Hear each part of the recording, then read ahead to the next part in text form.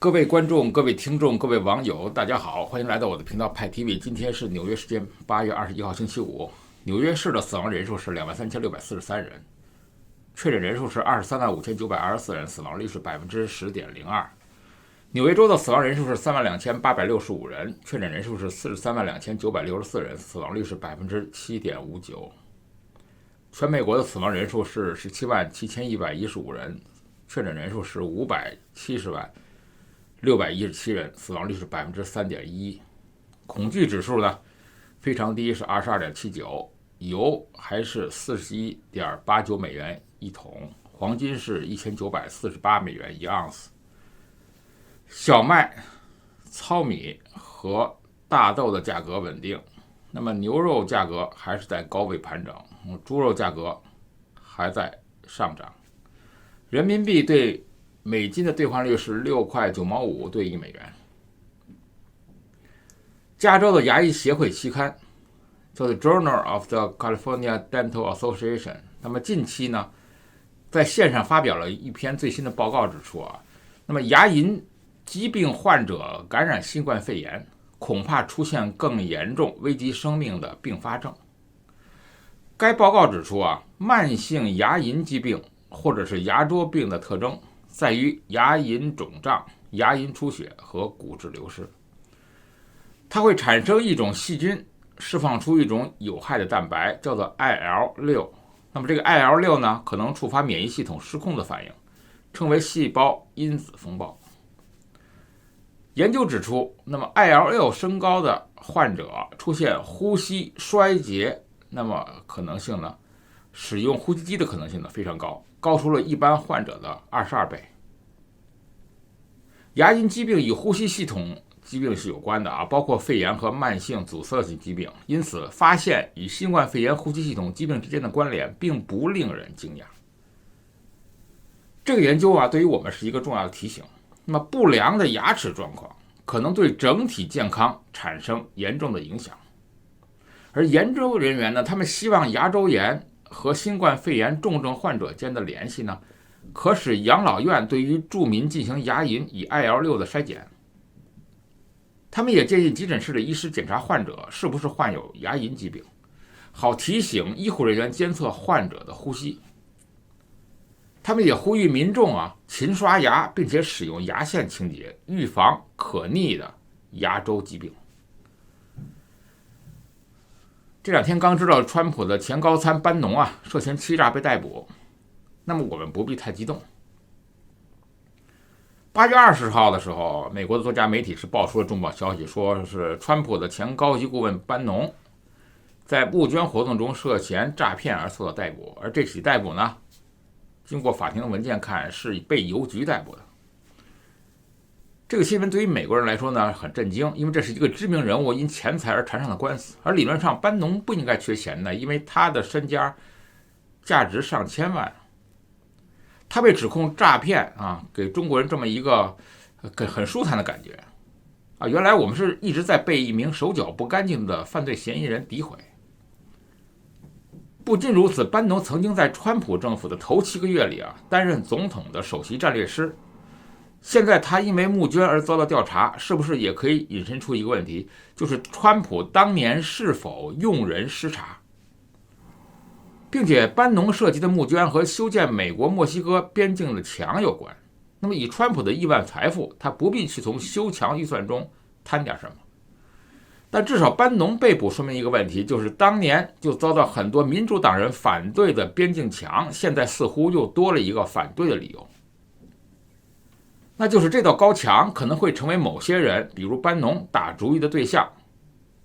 但是我们知道他的发起人是个残疾的美国英雄，他的双腿都已经失去了。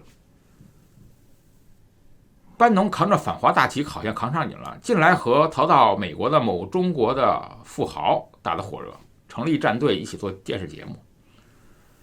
现在班农被指控涉嫌诈骗，那他的那位商人伙伴呢，是不是因此也会陷入司法麻烦呢？目前为止看还不像，因为这是2个不同的案件。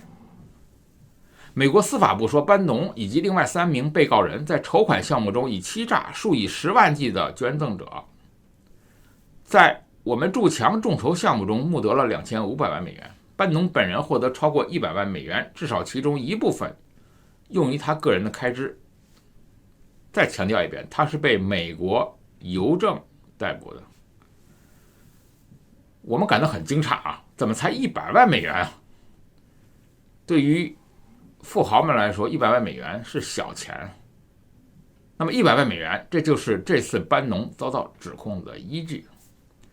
纽约南区联邦地区法院代理检察官叫做斯特劳斯说，班农和另外3个人，这3个人就是包括美国英雄，还有美国的以前的前政务官，用他的钱去建墙。那么班农等人呢，被控共谋电汇诈骗、共谋洗钱。如果调查属实，每个罪名最高可以获刑监禁20年。1个月前，川普就曾经在推特上发文说过，说我不同意一个私人团体在一个棘手的地方修那么小的一段墙，还是通过广告筹集的资金，他们这样做只会让我难堪。目前对于中国来说呢，班农被控的重要性并不在于他是不是一名诈骗犯，骗走了捐款者多少钱，而是在于他曾经是川普边境墙与对华政策的一大推手，特别是他与那位逃往美国的中国富商之间的亲密联系。那这次逮捕呢，他也是在那名富商的豪华游艇上被逮捕的。班农的头衔很多，前海军军官、媒体高管、哈佛毕业生、投资银行家、电影制片人。他最为引人注目的就担任过川普竞选团队的负责人，帮助川普打造了美国优先的竞选宣言，被外界认为是川普2016年大选获胜的功臣之一。每个人也以为他这次会帮川普获得2020年的连任。曾经出任白宫首席战略师、总统高级顾问。那么因为班农在媒体圈具有广泛的人脉和人气，使得他很多人就认为他当时是真正掌控白宫策略的人。不过川普多次否认班农具有国师的影响力。这个班农他精力旺盛，头脑机敏，属于心动不如行动的忠实践行者。2017年8月被解职以后呢，他继续发表支持川普的言论。与当时在白宫团队中一样，他依然是保持着圈外鹰派的底色，表现出了反共的强烈意愿。他曾经说，美国在未来和中国必有一战。在班农被捕前一天《华尔街日报》曾经报道说，美国政府正在调查班农的潜在非法行为，具体指班农和那位中国商人合作开办的一家媒体公司。这个公司几个月前通过私募融资超过了3亿美元。美国联邦和州政府正调查交易是不是违反了美国的证券法。摩根大通银行、富国银行已经冻结了和这个媒体公司有关的资金户头。那么美国银行呢，则关闭了这个媒体公司最近几个月才开设的一个账号。可是不要忘了这样一句话，这个美国它是一个法治社会。那么当然这是所谓的帝国主义控制之下的法治社会，但是不管谁控制，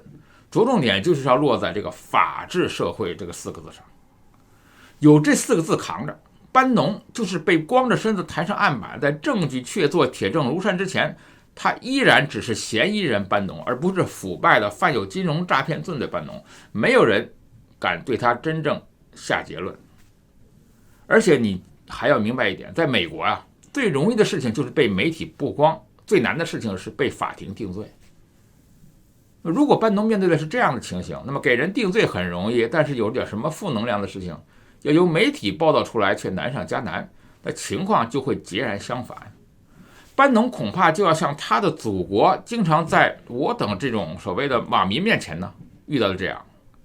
被彻底吓尿了。那么对于班农的事情呢，完全可以超然看待。这不过就是一个前白宫高参、极右翼的反共旗手闪腰，伤势多重，要等待以后的发展。在川普和班农在白宫相聚的时间并不长，川普是2017年1月20号正式就任总统，不到3个月，班农就被川普从国家安全委员会中除名。8月18号，班农辞去他在白宫的职务，重返布莱特巴特新闻网担任执行主席。可见班农吃官司碍不着川普哪儿成，更不会影响美国的鹰派队伍的稳定。特别是共和、民主两党联手打压中国的节奏呢，目前为止是一码归一码。看看我们这儿也不难理解，那么很多的官员腐败了、背叛了、进去了，那些当年提拔过他们、力荐过他们的老领导就一定要陪绑吗？恰恰相反，绝大多数人呢都是安然无恙的，那么并没有觉得你当年推荐的人，那么你就会用人视察。那么这次为什么会让川普负责呢？就是因为大选。美国人最能创新，中国人最能学习。那么只要中美关系正常，全世界中国都能学习，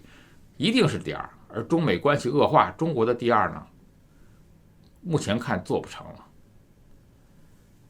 中国没有马斯克搞不出 SpaceX， 但是中国有马云能学eBay搞出淘宝，中国有马化腾能学 QICQ 搞出 QQ，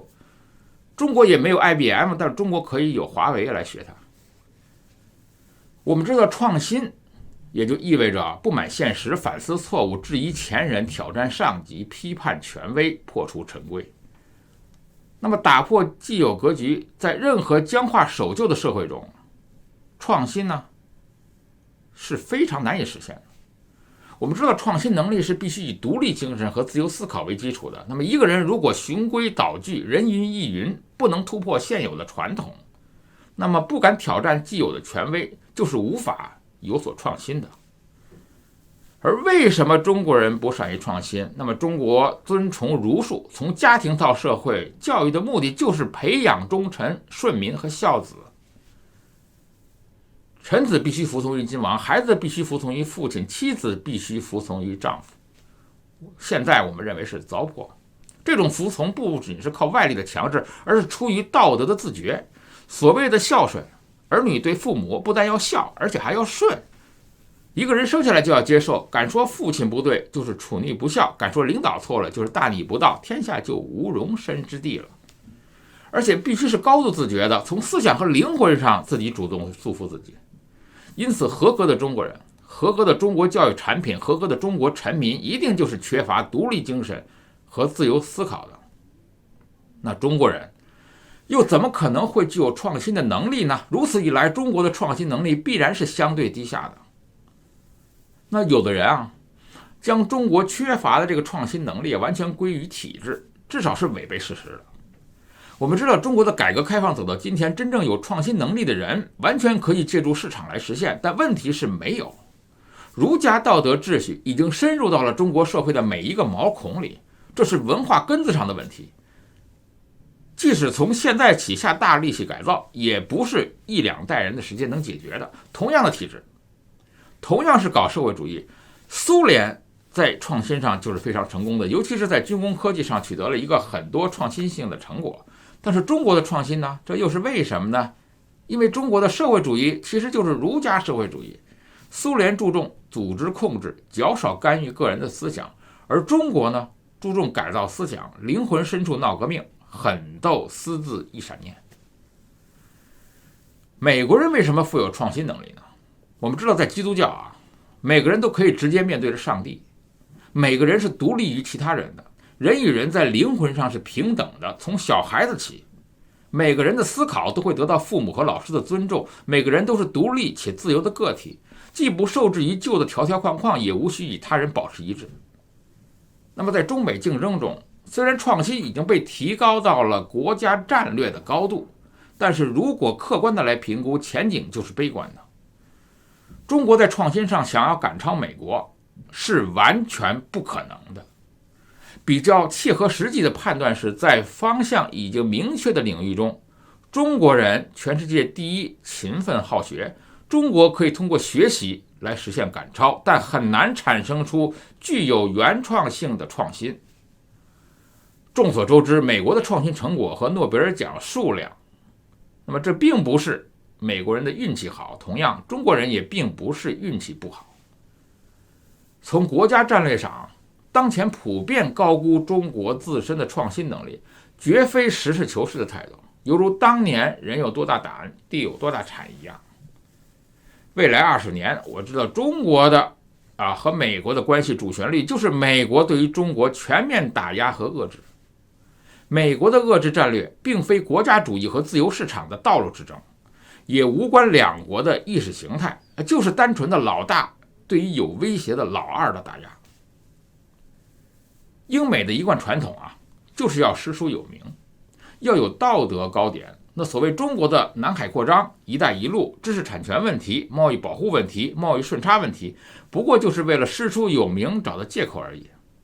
就算中国真的实施了零关税、零壁垒、零补贴，那么美国照样会继续遏制中国。川普说过啊，中国每年从美国偷走几千亿美元，那么很多人看了很委屈，解释说中国贸易顺差几千亿美元，并不是中国从美国赚得的利润，美国人也拿了货物嘛，而且大部分的利润是美国企业赚走了。其实啊，根本就不用解释，贸易顺差只是个为了打你而找的借口而已。美国现在认为中国是竞争者、是对手，甚至是敌人，而不是什么夫妻。不认清这个事实，掩耳盗铃是没有意义的。那么以历史作为借鉴，那么我们可以知道，二战美国确立了全球霸权地位以后呢，出现了两个挑战者，一个是苏联，那么在国力军事上挑战美国，另外一个就是日本，在经济上挑战美国。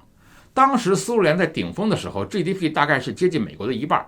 那么苏联在经济上从来就没有对美国构成威胁，但是军事和政治上与美国分庭抗礼，综合国力呢应该达到了美国的60%到70%，而日本经济上最高峰 GDP 达到了美国的70%左右，人均 GDP 超过了美国，但是军事政治上完全依附于美国，大概国力顶多达到美国的50%。那么苏联被美国全面遏制，而日本经济也遭到了美国的严厉打压。最终的结果呢，苏联分裂成了15个国家，最大一个俄罗斯的经济不到美国的10%，综合国力预计顶多也就是美国的20%，而日本的 GDP 呢，从美国的70%下降到了美国的1/4，人均 GDP 呢，从美国的150%下降到了65%，经济上已经完全无法与美国相抗衡。匹夫无罪，怀璧其罪。就算没有造反的行动，甚至没有造反的想法，只要有造反的实力，这一点就足够让君王处死一员大将。中国的 GDP 已经达到了美国的60%，主要工业产品的产量也超过了美国，综合国力应该已经达到了美国的60%，那么增长速度呢也高于美国。那么这个实力已经无法韬光养晦了。那么美国从2012年开始就已经采取了遏制政策。所谓的意识形态，所谓的知识产权贸易顺差都是借口。即使中国完全接受美国的所有要求，长期的遏制也不会改变。所以在什么情况下美国能够放弃对于中国的遏制呢？历史上已经给了很清楚的答案。第一个例子是日本，是一个全面接受美国的要求，甘于做听话的小弟，放弃国家部分主权的例子。在日本的 GDP 下降到美国的1/3以下以后，美国基本放下了戒心，放弃了对日本经济的打压。那么这对于中国意味着什么呢？就是中国的 GDP 不但不能增长，还得在现有基础上砍掉一半，美国才会放松对你的绞索。那么中国人口是美国的4倍，如果 GDP 总量下降到美国的1/3，就意味着人均 GDP 在现有基础上下降一半，人均 GDP 呢只有美国的8%。在美国打压日本的工作中，日本人的人均 GDP 相当于美国的比例呢，就是砍掉了一半，那么每个人的收入直接减半，这点应该是99%的中国人都已经很难接受的这个结果。由美国压在头上，经济增长被美国收拾，只有低头把经济降下来，不对美国构成威胁，才有生存的空间。那么一个国家没有了希望，谁还愿意努力呢？第二个例子就是苏联，苏联选择了对抗，对抗的结果就是国家分裂成了10几个，但是美国还是没有放松对俄罗斯的戒心，10几个国家中的3个加入了昔日的敌人北约，那么老大俄罗斯和老二乌克兰还兵戎相见，高加索的小弟还对不时的想恶心一下俄罗斯。有些人主张啊，中国应该像欧盟一样分裂成10几个国家，这样单一的国家呢，实力就变成了美国的10%以下，美国就能放过你了。那么这也是过分天真了。就算是现在中国分裂了，那么美国估计也得忽悠和中国各方面和前苏联一样打一场低烈度的内战，让中国分裂各方像俄罗斯和乌克兰那样结成仇人，这才放心。所以中美之间的矛盾是不可调和的。中国如果愿意做美国的小弟，也像日本一样 GDP 至少砍掉一半，那么如果中国不愿意做听话的小弟， GDP 砍掉一半的话，美国也不一定能放心。砍掉一半只是2007年中美 GDP 对比而已，那么也许只有中国分裂、内部结仇才能让美国人放心。那无论哪个结果，99%的中国人都是不可接受的。遏制中国是现在美国民主共和两党的共识，朝野各界最大的共识，唯一的区别就是如何抑制。那么民主党和奥巴马当年打算温水煮青蛙，通过让利合作，通过 TPP 和 TTIP 拉拢全世界所有国家一起围堵中国。这个政策看上去没有现在川普的贸易战这么激烈，但它的危险程度呢，其实远大于贸易战。一旦 TPP 和 TTIP 成功，那么美国将把中国排除在世界市场之外，那时候才真是四面楚歌。而川普的 American First 的战略呢，使美国的盟友们不愿意全心全意配合美国，也就给了中国难得的一个腾挪的空间。中国目前在世界上几乎是没有任何盟友的。中国的人口呢，超过了 G7 的人口总和。那么13、14亿人追求发达的这个国家的生活标准，这对于现有的发达国家来说是一个噩梦，一定会动了他们的奶酪。不论是欧洲还是日本，他们希望在贸易战中占一点便宜，也对美国有诸多不满，但最终如果要站队，他们一定都是站在美国的一边。这就是当前中国和非中国的世界形势。派 TV， 欢迎订阅，我们下次见。